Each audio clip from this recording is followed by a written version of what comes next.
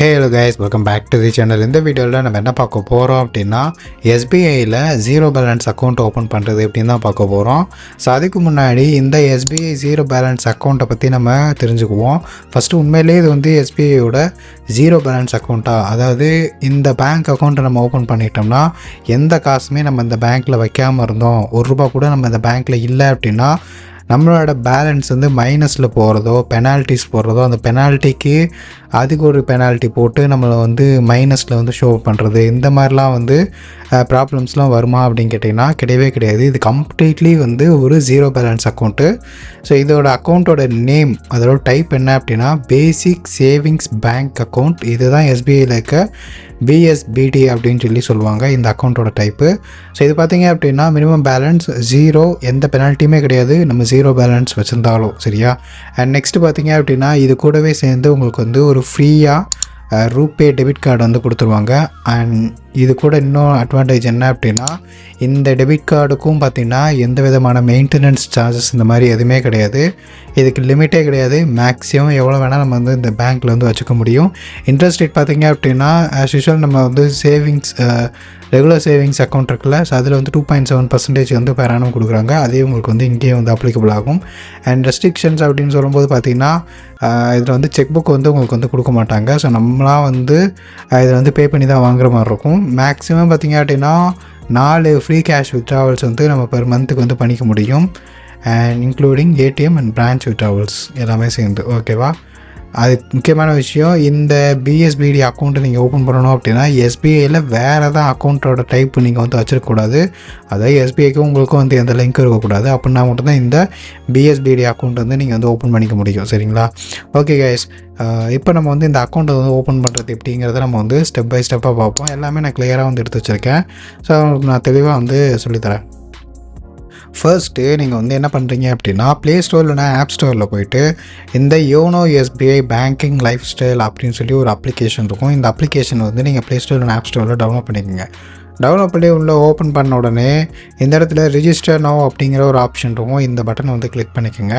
And click பண்ண உடனே கீழே பார்த்தீங்கன்னா வித்தவுட் பிரான்ச் விசிட்டா அப்படின்னு கேட்டிருப்பாங்க, இல்லை வித் பிரான்ச் விசிட்டா அப்படின்னு கேட்டிருப்பாங்க. இது வந்து என்ஆர்ஐக்கு, ஸோ இது நம்ம போக வேணாம். இங்கே 2 ஆப்ஷன்ஸ் இருக்குல்ல, இந்த 2 ஆப்ஷனில் பார்த்தீங்க அப்படின்னா வித்தவுட் பிரான்ச் விசிட் தான். நம்ம வந்து வீட்டில் இருந்துக்கிட்டே ஃபோனை வச்சு தான் நம்ம வந்து பேங்க் அக்கௌண்ட் ஓப்பன் பண்ண போகிறோம்.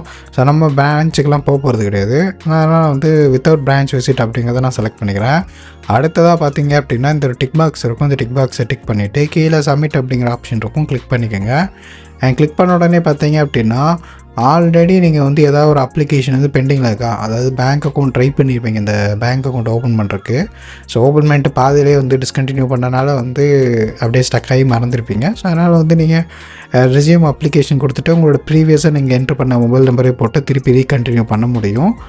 இப்போ தான் நீங்கள் ஃபர்ஸ்ட் டைம் அந்த அக்கௌண்ட் ஓப்பன் பண்ண போகிறீங்க அப்படின்னா நீங்கள் வந்து ஸ்டார்ட் நியூ அப்ளிகேஷன் கொடுத்துங்க. நானும் அதே கொடுத்துக்கிறேன். நான் இன்ன வரைக்கும் இந்த அப்ளிகேஷன் இந்த அக்கௌண்ட் வந்து ஓப்பன் பண்ணல. ஸோ நான் அதை கிளிக் பண்ணிக்கிறேன். அண்ட் இப்போ கிளிக் பண்ண உடனே இந்த டிக் பாக்ஸ்லாம் டிக் பண்ணிக்கோங்க.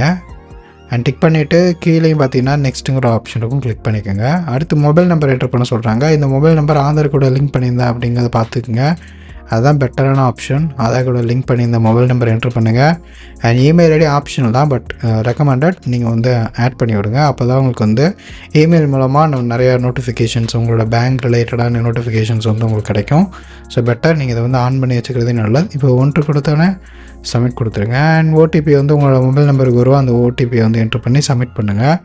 அடுத்ததாக பார்த்தீங்க அப்படின்னா உங்களோட பாஸ்வேர்டு வந்து க்ரியேட் பண்ண சொல்கிறாங்க. உங்களுக்கான பாஸ்வேர்டு வந்து க்ரியேட் பண்ணிக்கோங்க. அண்ட் எகைன் திரும்பி அந்த பாஸ்வேர்டு வந்து என்ட்ரு பண்ணுங்கள்.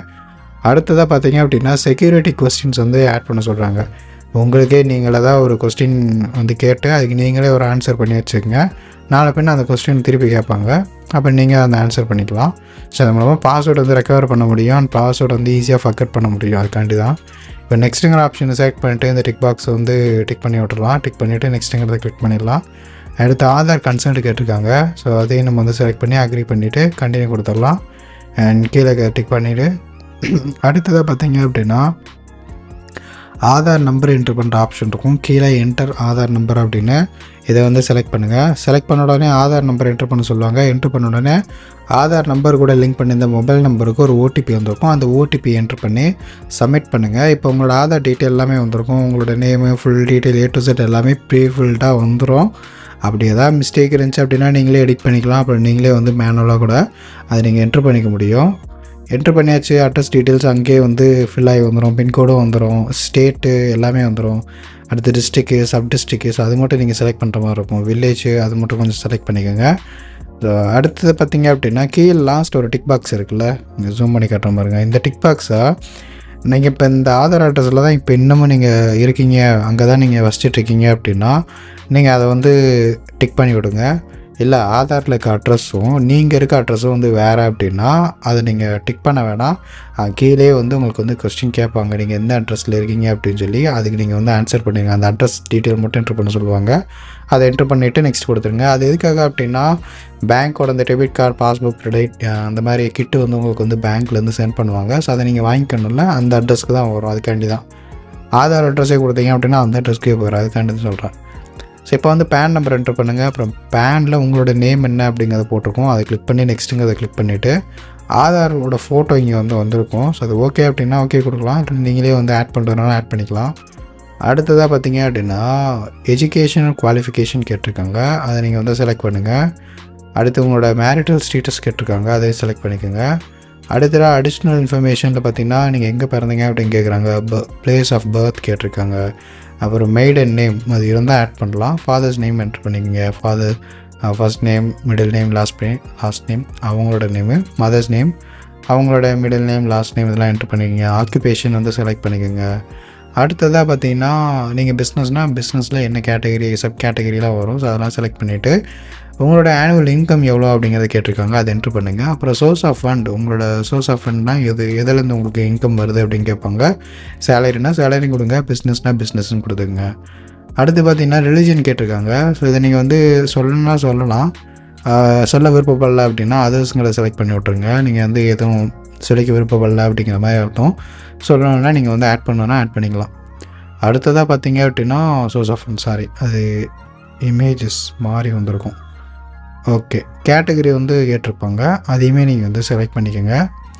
அடுத்ததாக பார்த்தீங்க அப்படின்னா பிரான்ச், உங்களுக்கு நியரஸ்ட் பிரான்ச் வந்து உங்களுக்கு லிஸ்ட் ஆகும். ஸோ அதில் ஏதாவது ஒன்று செலக்ட் பண்ணிக்கோங்க. நான் ஒன்று செலக்ட் பண்ணிவிட்டேன். செலக்ட் பண்ணி கண்டினியூ கொடுக்குறேன். அது டிக் பாக்ஸ்லாம் டிக் பண்ணி விட்ருவோம். டர்ம்ஸ் அண்ட் கண்டிஷனில் ரீட் பண்ணிக்கலாம். அடுத்ததாக பார்த்தீங்கன்னா அப்படின்னா கார்டு டைப் வந்து கேட்டிருப்பாங்க. ஸோ ஆல்ரெடி பார்த்தீங்கன்னா கார்டோட வேரியன்ட் ரூபே கோபர் அப்படின்னு சொல்லி வந்திருக்கும். டைப்பை மட்டும் நீங்கள் அதை செலக்ட் பண்ணிங்க. டெபிட் கார்டு இல்லைனா கிரெடிட் கார்டு இந்த மாதிரி வந்திருக்கும். அதை செலக்ட் பண்ணி விட்ருங்க. அடுத்து உங்களோட கார்டில் உங்களோட நேம் என்னவாக இருக்கணும் அப்படின்னு சொல்லி கேட்டிருப்பாங்க. அந்த நேமை மட்டும் என்ட்ரு பண்ணிக்கோங்க. அடுத்து அப்புறம் திருப்பி ஒரு ஓடிபி வரும். அந்த ஓடிபி என்ட்ரு பண்ணுங்கள். அப்புறம் அவ்வளோதான். ஸோ இப்போ பார்த்தீங்க அப்படின்னா கேவிசி ப்ராசஸ் வந்து ஸ்டார்ட் பண்ணணும். அதுக்கு ஃபஸ்ட்டு நீங்கள் என்ன பண்ணணும் அப்படின்னா ஒரு பேன் கார்டை கையில் எடுத்து வச்சுக்கோங்க. அப்புறம் ஒரு A4 ஷீட் ஏதோ ஒரு பேப்பர் எடுத்து வச்சுக்கோங்க, ஒயிட் பேப்பரு. அப்புறம் ஒரு பெண்ணை வந்து எடுத்து வச்சுக்கோங்க, ப்ளூ பென் இல்லை பிளாக் பென் ஏதோ ஒன்று. அடுத்து அவ்வளோதான். ஸோ இந்த 2 மட்டும் எடுத்து வச்சுக்கோங்க. ஆதார் கார்டும் எடுத்து வச்சுக்கோங்க. கேட்டாங்கன்னா கேட்டது தான். இப்போ நீங்கள் வந்துட்டு என்ன பண்ணணும் அப்படின்னா இந்த டோக்கனை வந்து ஒரு ஸ்க்ரீன்ஷாட்டோ இல்லை காப்பி பண்ணி வச்சுக்கோங்க. இந்த டோக்கன் வந்து திருப்பி ரிசியூம் பண்ணணும் அப்படின்னா அது யூஸ்ஃபுல்லாக இருக்கும். சரி, கீழே டிக் பாக்ஸை டிக் பண்ணுங்கள். இப்போ ஒரு வெப்சைட்டுக்கு ரீடைரக்ட் ஆகும். இப்போ ஸ்டார்ட் ஜேர்னிங் அதை கிளிக் பண்ணுங்கள். கிளிக் பண்ண உடனே உங்களோட இது வந்து ஸ்டார்ட் ஆகும். நீங்கள் கொடுத்த உடனே அந்த ஏஜென்ட் மூலமாக கனெக்ட் ஆகிரும். கனெக்ட் ஆனதுக்கப்புறம் நீங்கள் என்ன பண்ணணும் அப்படின்னா நீங்கள் எதுக்காக இந்த அக்கௌண்ட் ஓப்பன் பண்ணுறீங்க அப்படின்னு கேட்பாங்க. சிம்பிள் சேவிங்ஸ் அக்கௌண்ட் அப்படியே முடிச்சிடலாம். இதுதான் கொஸ்டின். சரியா? ஆன்சர் அதே தான். அடுத்ததாக பார்த்தீங்க அப்படின்னா உங்களோட செல்ஃபி வந்து கேட்பாங்க. அதுக்கு நீங்கள் இன்னும் பண்ண தேவையில்ல. சும்மா அப்படியே அசையாக வந்தீங்க அப்படின்னா அவங்களே செல்ஃபி எடுத்துக்குவாங்க. அதுக்கடுத்து பார்த்திங்கன்னா ஒரு ஒயிட் பேப்பரில் சிக்னேச்சர் போட்டு காட்ட சொல்லுவாங்க. சிக்னேச்சர் போட்டுருங்க.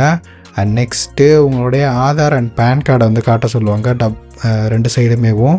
ஸோ அதை நீங்கள் காமிச்சிருங்க. அவ்வளோதான், இந்த ப்ராசஸ் வந்து முடிஞ்சிருச்சு. ஸோ இது முடிஞ்ச உடனே வித்தின் ஒரு 1 or 2 hours பார்த்திங்கன்னா உங்களுக்கு பேங்க் அக்கௌண்ட்டு க்ரியேட் ஆகிரும். அதுக்கப்புறம் நீங்கள் உங்களோட அப்ளிகேஷன் ஓப்பன் பண்ணி உங்களோட மொபைல் நம்பர் அண்ட் பாஸ்வேர்ட் போட்டு லாகின் பண்ணிடலாம். அவ்வளோதான், அக்கௌண்ட் வந்து க்ரியேட் ஆகிருச்சு. வித்தின் ஒரு 5 to 7 days பார்த்திங்கன்னா உங்களுடைய அந்த அக்கௌண்ட்டுக்கு டெபிட் கார்டு, பாஸ்புக் அந்த டாக்குமெண்ட்ஸ் எல்லாம் பார்த்திங்கன்னா உங்களுடைய அந்த அட்ரஸ்க்கு வந்துடும். ஆதாரில் இருக்க அட்ரஸோ இல்லை நீங்கள் மேனுவலாக என்ட்ரு பண்ணால் அந்த அட்ரஸ்க்கோ வந்துடும். ஸோ இவ்வளோ தான் ப்ரொசீஜர். இதுதான் ஆக்சுவலாக வந்து இந்த எஸ்பிஐயில் ஜீரோ பேலன்ஸ் அக்கௌண்ட் ஓப்பன் பண்ணுறதுக்கான கம்ப்ளீட் ப்ராசஸ். ஸோ இதுதான். ஓகே கைஸ், அவ்வளோதான் இந்த வீடியோ உங்களுக்கு பிடிச்சிருக்குன்னு நினைக்கிறேன். ஸோ இது மாதிரி வீடியோஸ்லாம் பார்க்கணும் அப்படின்னா சேனலில் சப்ஸ்கிரைப் பண்ணிக்கோங்க. நெக்ஸ்ட் வீடியோவில் பார்க்கலாம். பை.